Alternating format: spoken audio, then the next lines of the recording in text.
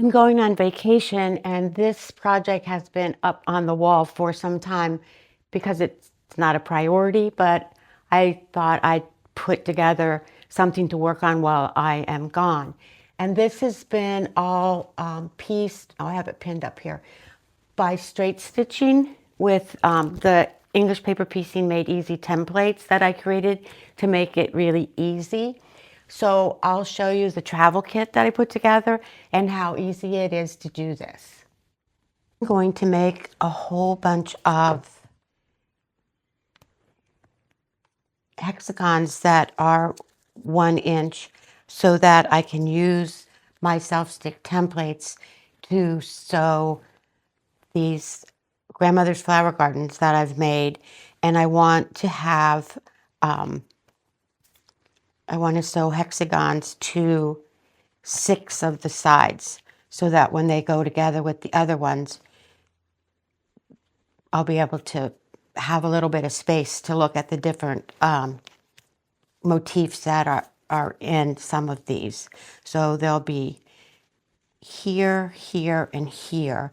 So as I'm traveling, I'm going to take these with me and sew these. And then when I come home, I can put it all together. So what I've done is I've taken and measured. This here is 4 inches.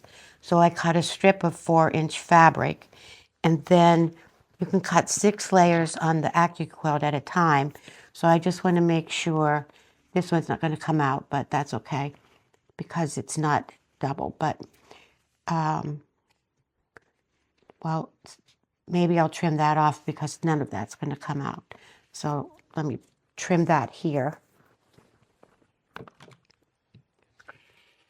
because it's not going to cut a full hexagon.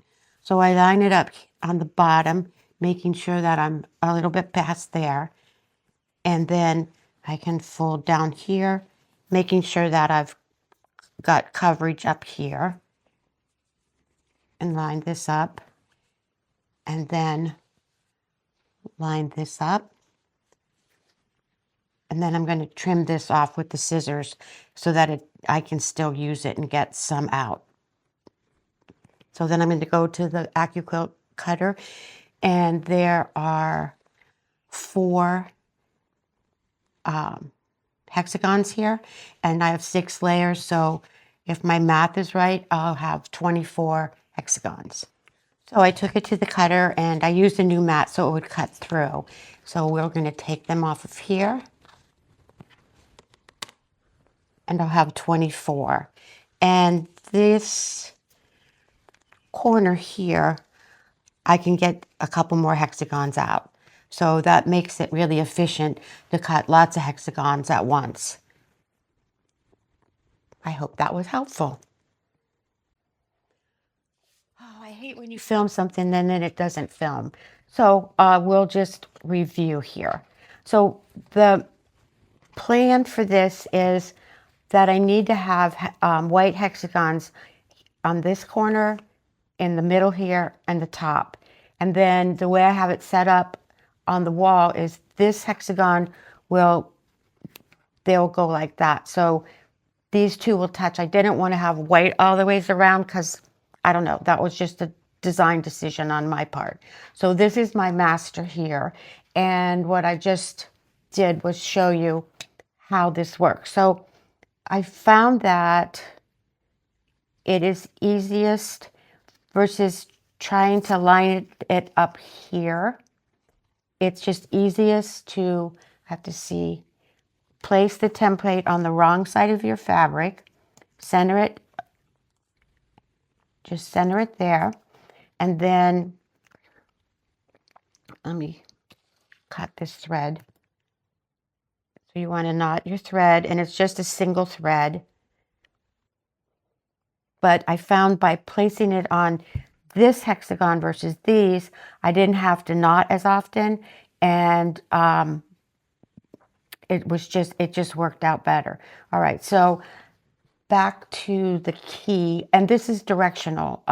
So I want to make sure that I'm placing them in the right place. I don't want it to be turned sideways. So this is going to go here and here. It'll go there. So we're going to do right sides together and line things up, and so they're lined up, and then I'm going to just straight stitch from the corner of this template to that corner, making sure that my seam allowances are out of the way. So I'm going to do that. Just right at the corner, I have a knot in my thread, and then I'm just stitching along, rocking back and forth, picking up a couple stitches. And you want a needle that goes through your fabric easily. If it's too thick, it makes it hard to get it through, if the needle's too thick. So I just come along here, and then at the end of the template, I just come back up, and I want to knot this so that if you decide to take something apart, everything doesn't fall apart. So just tack that, and then you just lift this up and flip it around because you haven't sewn through your seam allowances. Get these out of the way, line it up, and you don't have to re-knot your thread. You can just continue to stitch. So I start at the corner, and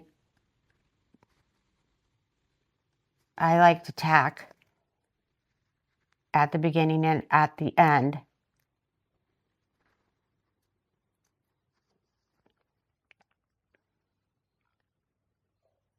There we go. And then it's, again, just a simple straight stitch. There's no basting, gluing, whip stitching, or pulling these papers out later. You're just moving the sticker from place to place. So this is what I'm going to be doing while I'm traveling. And I will be traveling for 11 days in June. If you happen to place an order on my website at Sewforever, just please be patient and understand that I'm the only one who can fill those orders. But I'd love for you to visit and see how you can see how easy that is. So everything fits in this box, and I can use it as a little table on my lap when I'm working on things. And I have an additional, I think, 65 of these grandmother flower gardens. And so I've got them fit all in here. And then I'll add the video as to how I cut all of these. They're 1-inch hexagons, but then I'm using 3/4 inch stickers, so it comes out to be finished 3/4. So that fits in there. Then I have my little sewing kit and a little pair of scissors, my needle, the little thimble pads so that I don't hurt my fingers. And then I just travel with bobbins because they just take up less space. And then I have a bunch of stickers because I don't remember, so I would take 65 times 6 because that's how many hexagons I cut. And so I just want to have plenty of the stickers, and they just stick on the fabric, and then you just move it from place to place.